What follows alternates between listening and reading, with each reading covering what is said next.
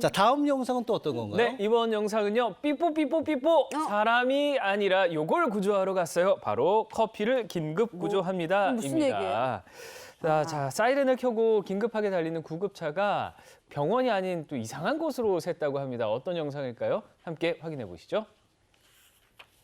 자, 운전자의 뒤편에서 사이렌 소리를 내면서 다가오는 구급차, 응급 상황인 줄 알고 차들 다 비켜주고 있죠. 잘 길 비켰네요, 터주는데요. 또. 예. 카페에서 응급 상황이 벌어졌나 싶었는데 운전자가 뒤에서 유유히 뭐예요? 커피를 들고 나오는 거예요. 저건 아니다. 저건 아니다. 아이. 다시 구급차에 올라탄 운전자가 경광등을 켜고 출발하는 모습이 그대로 블랙박스에 담겼습니다. 이야. 아니 급해서 화장실 가는 것도 이해를 할 수도 있고 네. 너무 급하면 그렇죠. 그쵸.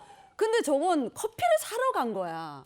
환자를 이송한 것도 아니고 물이 필요했던 것도 아니고 커피를 본인이 마시려고 이건 아니죠. 저도 이 소식을 이제 뉴스에서 봤는데 저는 약간 긍정적인 사람이에요. 네. 이게 환자 급한 환자 내려주고 내려주고? 그다음에 이제 커피를 사러 간 게 아닐까 했는데 아니 이게 근데 구급차 아니잖아. 측에서 입장을 또 표현을 했다면서요. 네, 사과를 했습니다. 잘못을 인정을 했어요. 아. 네. 관계자 말에 의하면 그날 오전 9시에 인근 요양병원에서 타 병원으로 환자를 이송하려는 그런 예약이 돼 있었다고 합니다. 네네. 그렇게 요양병원으로 환자를 모시러 가던 구급차였어요.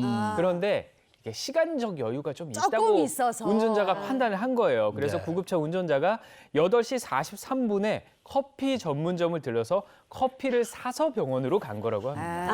아니 가다가 네. 커피를 마실 정도의 그 시간적 여유가 있었으면 그 피우피우 사이렌 그렇죠. 울리지도 않았죠. 네. 솔직히. 네. 그러니까요. 이 구급차 그 관계자 쪽도 보통 네. 병원에서 지금 당장 와달라는 게 아니다. 9시까지 와달라 이런 식으로 이송 시간을 예약을 할 때는 응급은 아니잖아요. 그럼요. 그러니까 말씀하신 대로 경광등만 켜고 사이렌은 울리지 않는 게 맞아요. 원칙이라고 맞아요. 합니다.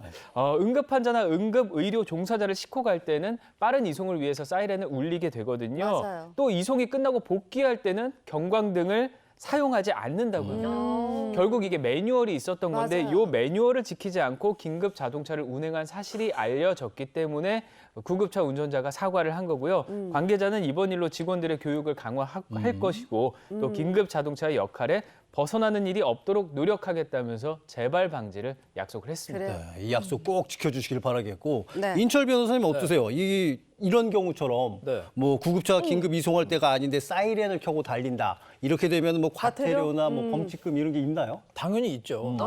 만약에 구급차 운전자가 이 응급 용도 이외의 용도를 이렇게 운전할 경우 1년 이하의 징역이나 2천만 원 이하 벌금에 처해질 수 있고요. 6개월 이내 업무 정지 처분도 내려질 수가 있는데 사실 이거보다 더 중요한 문제가 있습니다. 우리가 이제 운전할 때나 아니면 이제 뭐 사회생활 할 때 가장 중요한 게 서로 신뢰를 해야 되거든요. 맞아요. 신뢰 원칙인데 자꾸 이렇게 거짓말하면 어떻게 되겠습니까? 여러분 양치기 소년 이야기 그래 아시죠? 맞아. 그 맞아요. 생각나. 늑대가 나타났어요. 근데 처음에 믿었지만 나중에 아무도 안 믿었어요. 맞아요. 근데 구급차가 나타났어요. 지금은 다 믿잖아요. 그래요, 믿어요. 근데 자꾸 이런 일이 발생하면 나중엔 아무도 안 믿는단 말이에요. 네. 맞아요, 정작 맞아요. 중요한 이 순간에 발휘할 수가 없으니까 정말로 이렇게 서로 상대방을 믿을 수 있게 정직하게 좀 운전해야 될 것으로 보입니다. 네. 사실 이 긴급 자동차로서 특혜를 받는다는 건 긴급 자동차로서의 역할을 할 때라는 거. 그럼요. 맞아요. 그걸 잊지 마셔야 될 것 같습니다. 자, 다음 영상은 또 뭔가요? 네, 이번에는 블랙박스 오디오의 중요성입니다. 네, 이번에도 구급차 얘기인데요. 이 구급차는 진짜예요. 찐입니다. 네. 응급 의료 종사자를 싣고 긴급하게 사이렌을 울리면서 가던 중에 사고가 벌어졌습니다. 어떤 영상이었을까요? 함께 확인해 보시죠. 자, 영상에는 소리가 들리지 않지만 네. 구급차가 긴급하게 가고 사이렌을 삐뽀삐뽀 울리면서 네. 가고 있는데 갑자기 차가 끼어듭니다. 아. 자, 깜빡이를 켰을까요? 급하게 깜빡이를 켜면서 끼어들었으니까 구급차가 결국 피하지 못하고 크게 충돌하고 말았습니다. 구급차 사이렌을 울리고 가던 중이었잖아요. 그럼 앞차가 비켜줘야 되는데 그쵸. 그 앞을 그냥 가로막았어. 차선 변경한 거잖아요. 네, 그래서 이번 사고를 좀 다시 자세히 좀 천천히 살펴봐야 돼요. 네. 당시 구급차가 편도 5차로에서 4차선 주행 중이었고요. 아. 앞차는 3차선을 주행하고 있었거든요. 앞차가 우측으로 진입하려고 한 번에 2개 차로 변경하다가 뒤에 구급차를 훔이 추돌한 겁니다. 네. 당시 구급차의 조수석에 응급구조사 탑승하고 있었고요. 다른 병원으로 환자 급하게 이송하고 있었던 상황이었거든요. 어머. 그런데 사고에 대한 양측의 의견이 달랐습니다. 당연히 구급차 측에서는 무과실 주장했고요. 앞차 측에선 우리가 추돌량했는데 우리가 왜 가해자냐 이런 반응을 보였다고 합니다. 항상 교통사고의 문제가 양측의 주장이 엇갈린다는 맞아요. 거예요. 지금도 마찬가지 상황인데 이런 경우에 사고 과실이 어느 정도 될지 예상을 좀 해볼 수 있을까요? 물론 정확한 과실 비율은 재판까지 가야지 판단을 할 수 있겠지만 일단 영상으로 봤을 때는요. 응급 구조 차량 먼저 비켜줘야 되고 또 앞차가 굉장히 무리하게 차선을 여러 개를 걸쳐서 변경을 했기 때문에 앞차의 과실 비율이 훨씬 높게 잡힐 가능성이 일단은 컸습니다. 네. 그런데 이 사고에서 아쉬운 점은 사이렌 소리예요. 그러니까 구급차 운전자에 따르면 자기는 사이렌 소리 크게 울리면서 출동을 했다고는 하지만 이게 블랙박스에 녹음 기능이 없어서 녹음이 되어 있지 않았다는 거예요. 그러면 앞차 운전자는 자기는 응급 소리를 못 구조차량인지 들었다. 몰랐다라고 하면서 자기 과실 비율을 줄이려는 시도를 할 수가 있겠죠.